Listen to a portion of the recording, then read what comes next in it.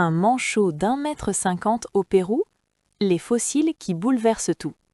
Imaginez un instant, des manchots vivant sous un soleil tropical sur des plages chaudes bien loin de la glace et de la neige.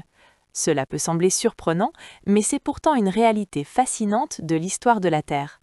Aujourd'hui, on associe presque toujours les manchots à l'Antarctique, au froid et aux paysages glacés. Pourtant, il y a des dizaines de millions d'années, leurs ancêtres vivaient dans un environnement totalement différent.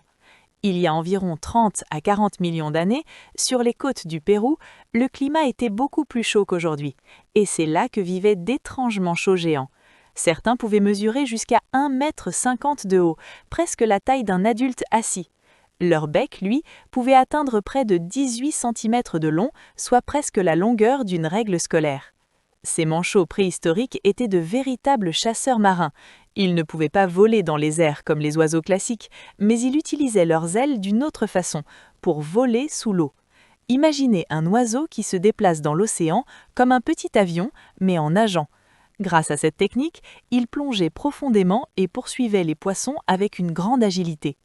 Les scientifiques ont découvert leurs fossiles en 2005 sur la côte sud du Pérou.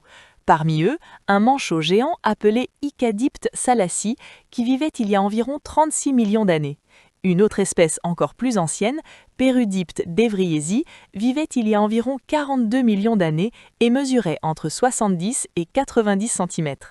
Ce qui les rendait vraiment particuliers, c'était leur long bec pointu. Contrairement aux manchots modernes, leur bec ressemblait davantage à une lance. Cela leur permettait d'attraper et d'avaler des proies assez grosses, comme des poissons rapides. Aujourd'hui, il existe 17 espèces de manchots dans le monde. Le plus petit pèse moins d'1 kilo et mesure environ 40 cm.